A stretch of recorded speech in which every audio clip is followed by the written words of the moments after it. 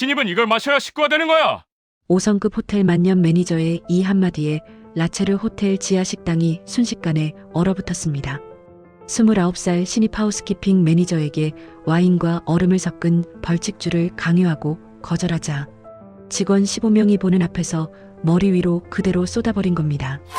요즘 애들은 정말 버릇이 없어. 45살 강철우 매니저는 비웃으며 휴대폰으로 그 장면을 촬영했습니다. 그런데 48시간 만에 호텔 전체가 발칵 뒤집혔습니다.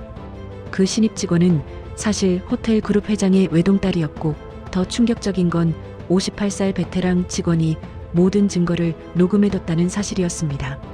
과연 만년 매니저는 어떻게 됐을까요? 회장 딸은 왜 신분을 숨기고 들어왔던 걸까요? 지금부터 그 전말을 공개합니다. 안녕하세요. 저는 이서진이라고 합니다. 올해 29살이고 오늘부터 서울 중심부에 있는 5성급 호텔 라체르 호텔에서 하우스키핑 신입 매니저로 일하게 됐습니다. 사실 제게는 아무도 모르는 비밀이 하나 있어요. 저는 이 호텔 회장의 외동딸이거든요. 하지만 제 신분은 철저히 숨겼습니다. 본사 인사팀에도 일반 지원자로 서류를 냈고 면접도 똑같이 봤죠. 추천서 한 장 없이 제 이름만으로 들어왔습니다. 왜 이런 선택을 했냐고요? 아버지는 늘 말씀하셨어요. 호텔은 겉모습이 아니라 보이지 않는 곳에서 일하는 사람들이 만드는 거란다.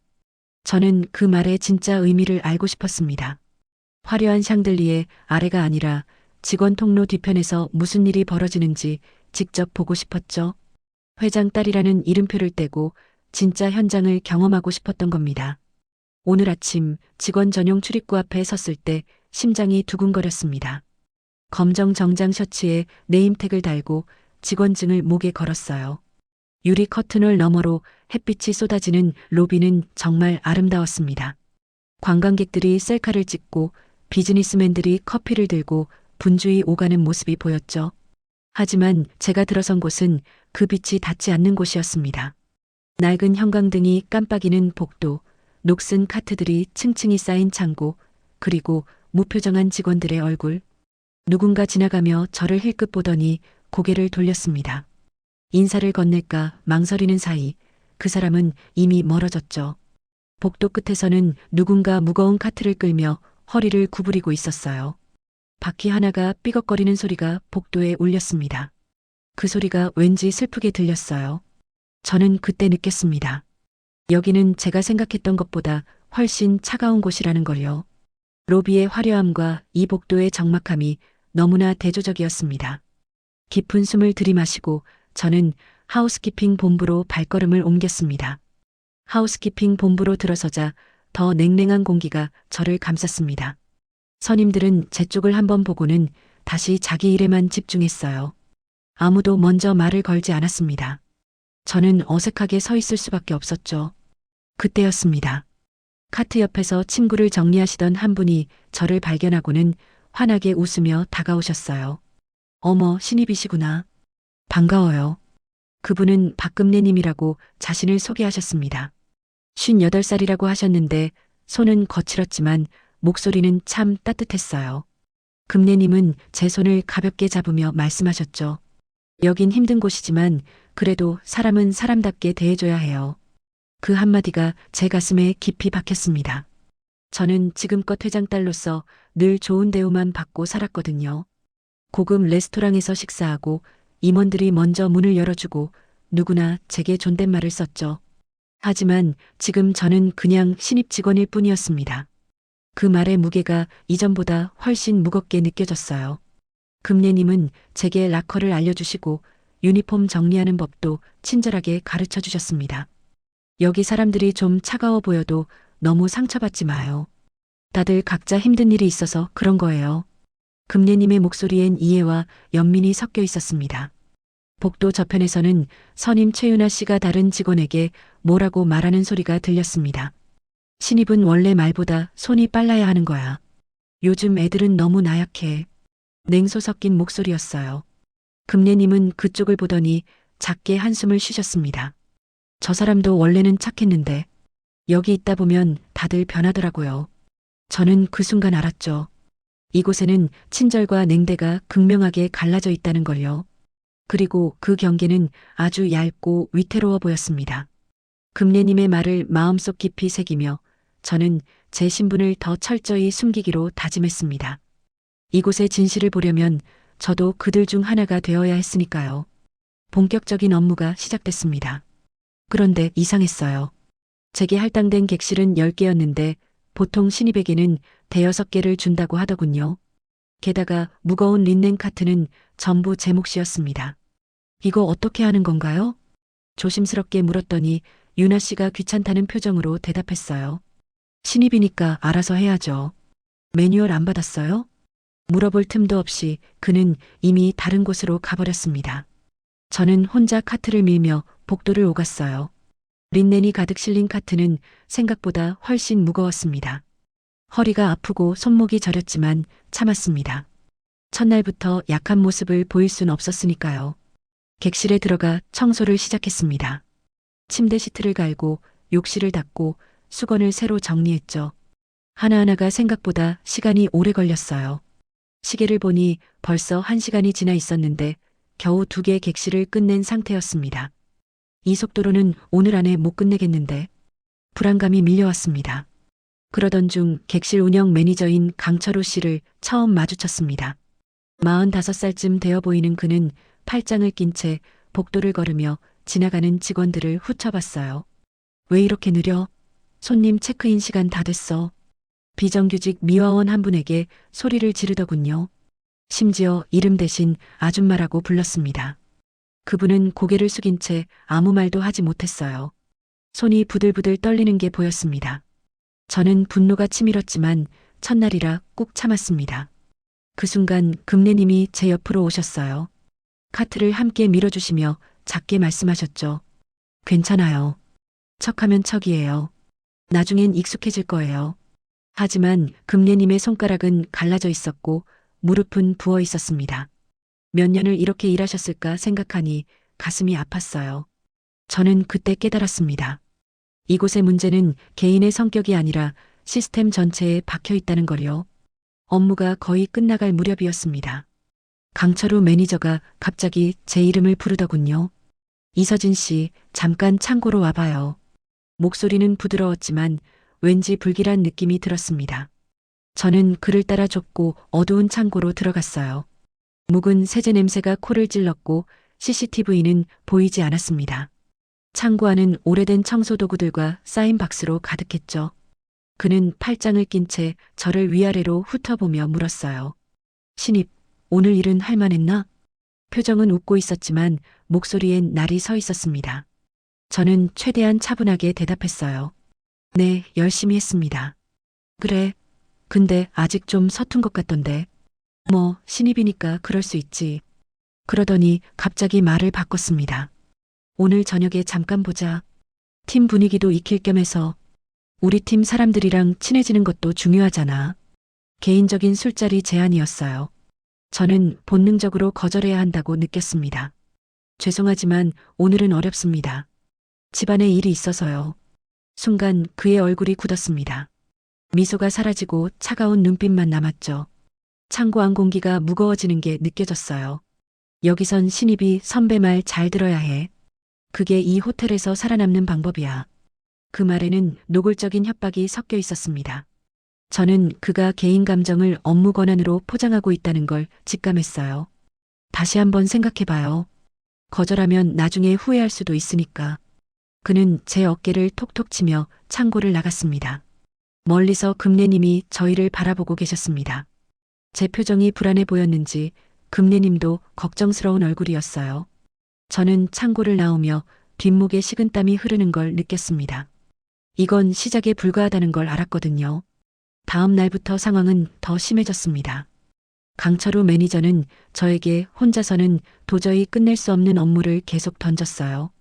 객실 청소는 15개로 늘었고 린넨 정리는 끝이 없었습니다. 점심시간도 제대로 가질 수 없었죠. 샌드위치 하나를 급하게 먹고 다시 객실로 뛰어가야 했습니다. 선임들은 저를 완전히 무시했습니다. 물어봐도 대답이 없었고 실수라도 하면 큰 소리로 지적했어요. 이것도 모르세요? 교육 안 받았어요? 강철우 매니저는 사소한 문제까지 크게 만들어 저를 압박했습니다. 이게 뭐야? 수건 접는 각도가 틀렸잖아. 이렇게 하면 안 되지. 저는 점점 이곳에서 버틸 수 있을지 의문이 들었습니다. 밤에 집에 돌아가면 온몸이 쑤셨어요. 손목은 붓고 허리는 뻐근했습니다. 거울을 보니 얼굴도 많이 상해 있었죠. 내가 왜 이걸 하고 있는 걸까? 그냥 포기하고 아버지께 말씀드릴까?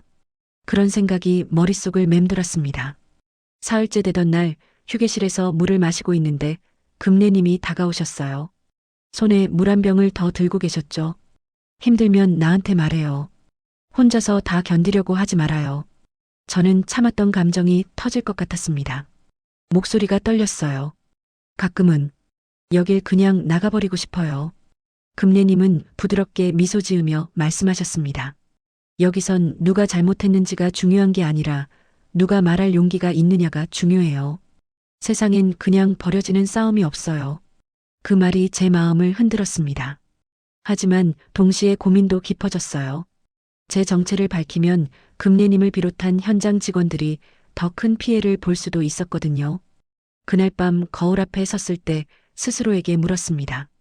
난 정말 이 구조를 견딜 수 있을까? 아니, 변화시킬 수 있을까? 호텔 복도를 메우는 카트 소리가 멀리서 들려왔습니다. 그 소리를 들으며 저는 결심했습니다. 더 이상 도망치지 않겠다고요. 그 순간이었습니다.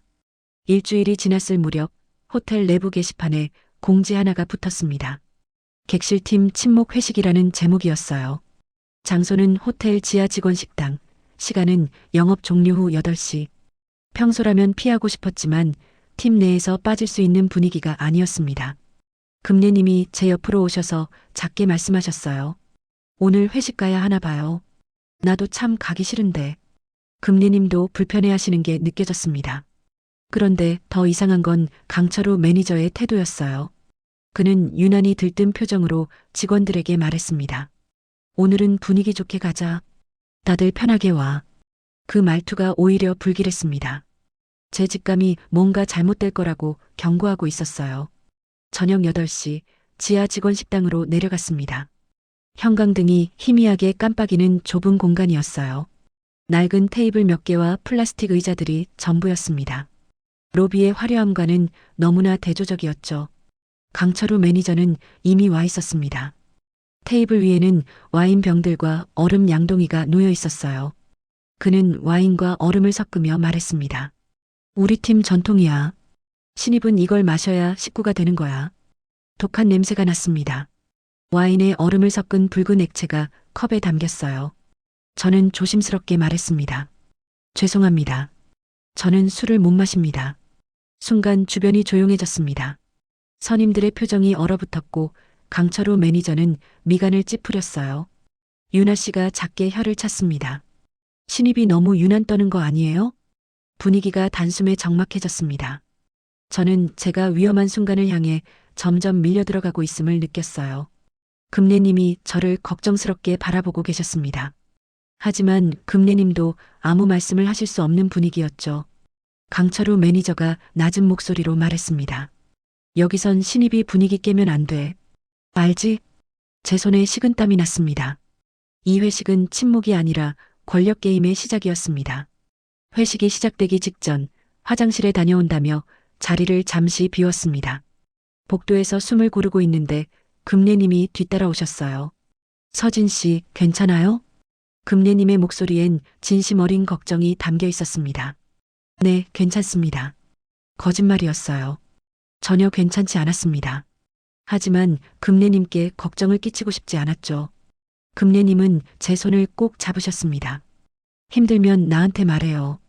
혼자서 다 견디려고 하지 말아요. 여기 사람들이 무섭게 보여도 결국엔 누군가는 진실을 봐주는 법이에요. 그 말에 제 눈시울이 뜨거워졌습니다. 금내님은 작은 휴대폰을 꺼내 보여주시며 조용히 말씀하셨어요. 혹시 모르니까 조심해야 해요. 나도 예전에 비슷한 일을 겪었거든요. 그때 증거가 없어서 아무것도 못했어요. 금내님의 손이 떨리고 있었습니다. 과거의 상처가 아직도 남아있는 게 느껴졌어요. 할머니, 괜찮아요. 그래서 이번엔 달라야 한다고 생각해요. 서진 씨는 혼자가 아니에요. 금내님은 휴대폰을 주머니에 넣으시며 미소 지으셨습니다. 하지만 그 미소 뒤엔 슬픔이 숨어 있었죠. 저는 금내님의 존재가 제가 버틸 수 있는 마지막 지지대임을 깨달았습니다. 이곳의 냉혹한 구조 속에서도 누군가는 빛이 되어준다는 걸 알았어요. 할머니, 감사합니다. 뭐려? 우리 함께 버텨봐요. 우리는 다시 식당으로 돌아갔습니다. 하지만 제 마음속엔 작은 용기가 생겼어요. 혼자가 아니라는 사실이 저를 조금 더 강하게 만들었습니다. 그때 문을 열고 들어서는 순간 강철우 매니저의 차가운 시선이 저를 향했습니다. 회식이 본격적으로 시작됐습니다. 겉으로는 침묵의 분위기를 띠고 있었지만 실제로는 압박과 감시로 가득 찬 자리였어요. 술잔이 오가는 동안 직원들은 서로의 눈치를 보며 강철우 매니저의 비위를 맞추기 위해 억지 웃음을 터뜨렸습니다. 자, 다들 한 잔씩 하자. 강철우 매니저가 와인을 따르며 돌아다녔어요. 그러다 제 앞에서 멈춰섰습니다. 우리 신입은 아직 안 마셨네? 우리 팀 화합을 위해 신입이 먼저 보여줘야지. 또다시 술을 권하는 거였어요. 저는 다시 한번 정중히 거절했습니다. 정말 죄송하지만 술을 마시면 몸이 안 좋아져서요. 에이, 한 잔도 못 마셔? 그럼 분위기 파악 좀 하자. 주변 분위기가 점점 서늘하게 가라앉았습니다. 누군가는 스마트폰을 꺼내 들었어요. 촬영을 시작한 거였죠. 신입이 너무 유난 떠는 거 아니야? 유나 씨가 다른 직원들에게 속삭였습니다. 몇몇은 고개를 끄덕이며 동조했어요. 저는 그때 깨달았습니다. 저는 이미 어떤 게임의 판 위에 올라와 있었어요. 이곳에는 상식도, 윤리도, 존중도 존재하지 않았습니다. 오직 무언의 권력과 묵인된 폭력만 흐르고 있었죠. 강철우 매니저가 분위기를 띄운다며 벌칙 게임을 시작했습니다. 자, 오늘 늦게 온 사람 벌칙. 한 직원이 벌칙주를 억지로 마셨어요. 모두 웃었지만 그 웃음 속엔 두려움이 섞여 있었습니다.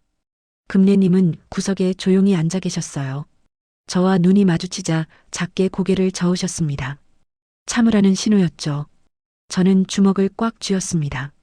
이 자리가 단순 회식이 아닌 문화적 폭력의 현장임을 뼈저리게 느꼈어요. 그리고 이 싸움이 단기전이 아님을 깨달았습니다. 시간이 지나며 분위기는 더욱 험악해졌습니다. 강철우 매니저는 계속 술을 마시며 목소리가 점점 커졌어요. 야, 신입. 너 정말 안 마실 거야? 이젠 존댓말도 사라졌습니다. 저는 최대한 침착하게 대답했어요. 네, 정말 죄송하지만 마실 수 없습니다. 그러자 그의 얼굴이 일그러졌습니다. 마실 수 없다고? 그럼 이렇게 해. 순간 강철우 매니저는 와인과 얼음물을 섞은 붉은 액체를 들고 제 앞으로 다가왔습니다. 그리고 아무 예고도 없이 제 머리 위에 그대로 쏟아버렸어요. 차갑고 끈적한 액체가 머리를 타고 목덜미, 셔츠를 적시며 흘러내렸습니다. 얼음 조각들이 옷깃 안으로 들어와 등을 타고 내려갔어요. 온몸이 순식간에 젖었습니다. 주변이 조용해졌습니다. 몇몇 직원은 숨을 죽였지만 대부분은 웃음을 터뜨리거나 휴대폰 카메라를 들이댔어요. 와, 대박. 이거 완전 레전드 아니야? 저는 그 자리에서 굳어버렸습니다. 차가운 액체가 피부를 타고 흐르는 감촉이 생생했어요. 하지만 저는 울지 않았습니다. 무너지지도 않았죠. 오히려 처음으로 분노의 화염이 눈동자에 선명히 타올랐습니다. 저는 천천히 고개를 들어 강철우 매니저를 똑바로 바라봤어요. 이건 전통도 아니고 화합도 아닙니다. 단순한 폭력입니다. 목소리는 떨렸지만 또렷했습니다. 직원들이 순간 조용해졌습니다. 강철우 매니저는 비웃음으로 대응했어요. 뭐, 지금 뭐라고 했어? 폭력이라고 했습니다. 저는 자리에서 일어났습니다. 젖은 옷에서 와인이 뚝뚝 떨어졌어요. 금내님이 급히 다가와 타월을 건네주셨습니다. 저는 그 타월로 얼굴을 닦으며 결심했습니다. 이 호텔에서 일어나는 모든 갑질 관행을 끝내리라고요. 식당을 나가는 제 뒤로 웅성거리는 소리가 들렸지만 저는 돌아보지 않았습니다. 그 순간 바로 본격적인 전쟁이 시작된 거였습니다. 다음 날 아침 호텔 분위기가 묘하게 달라져 있었습니다. 직원 단톡방에는 어젯밤 회식 영상의 일부가 익명으로 공유되고 있었어요. 하지만 영상은 교묘하게 편집돼 있었습니다. 제가 거절하는 장면만 부각되고 와인을 붓는 장면은 잘려 있었죠. 신입이 선배한테 대들었대. 요즘 애들 버릇없긴. 왜곡된 소문이 빠르게 퍼지고 있었습니다. 강철우 매니저는 자신의 이미지를 지키기 위해 직원들에게 입단속을 지시했어요. 어제 일은 그냥 해프닝이었어. 괜히 크게 만들지 마. 최윤아 씨와 몇몇 선임들은 저를 피해 다녔습니다. 복도에서 마주쳐도 눈을 피했어요. 저는 아무 말도 할 수 없었습니다. 제 신분을 밝히면 금례님을 포함한 현장 직원들이 더 큰 불이익을 받을 수 있었으니까요. 점심시간 휴게실에서 혼자 있는데 금례님이 조용히 다가오셨습니다. 서진 씨, 어젯밤 그 사람들 말 다 들었어요. 당신 잘못 아니에요. 금례님은 작은 USB를 제 손에 쥐어주셨어요. 제가 어젯밤에 혹시 몰라서 녹음했어요. 여기 다 담겨 있어요. 할머니, 당신은 혼자가 아니에요. 이걸 가지고 싸울 수 있어요. 금례님의 손이 떨리고 있었습니다. 이 파일을 건네는 것만으로도 얼마나 큰 용기가 필요했을까요? 저는 USB를 꼭 쥐었습니다. 이게 상황을 뒤집을 유일한 열쇠였어요. 하지만 동시에 강철우 매니저의 압박은 더 노골적으로 저를 향해 좁혀왔습니다. 오후에 관리자 회의가 있었다는 소문이 돌았어요. 강철우 매니저가 저를 팀 분위기를 해치는 문제 직원으로 보고했다는 거였습니다. 저는 결심했습니다. 더 이상 당하고만 있을 순 없다고요. 그날 오후 본격적인 압박이 시작됐습니다. 강철우 매니저는 관리자 회의에서 저를 신입 직원의 태도 불량건으로 문제 삼았다고 했어요. 제가 팀 분위기를 해치고 선배들에게 불손한 태도를 보였다는 거였죠. 직원들 사이에서는 회식 영상의 편집본이 계속 돌아다녔습니다. SNS에까지 올라간 영상엔 이런 댓글들이 달려 있었어요. 요즘 신입들 정말 버릇없네. 선배한테 저렇게 대들면 안 되지. 진실은 왜곡되고 저는 가해자가 아닌 문제아로 몰리고 있었습니다. 더 충격적인 건 그 다음이었어요. 금례님이 갑자기 관리자실로 불려가셨다는 소식을 들었습니다. 1시간쯤 지나 돌아오신 금례님의 얼굴은 창백했어요. 할머니, 무슨 일 있으셨어요? 아니야. 괜찮아. 하지만 금례님의 손이 부들부들 떨리고 있었습니다. 나중에 다른 직원에게 들으니 강철우 매니저가 금례님에게 내가 뭘 알고 떠드는 거냐며 면박을 줬다고 했어요. 심지어 비정규직 주제에 분수를 모른다는 말까지 했다고 하더군요. 제 가슴이 무너져 내렸습니다. 제가 침묵한다면 금례님이 피해자가 되는 거였어요. 저 때문에 금례님이 고통받고 계셨습니다.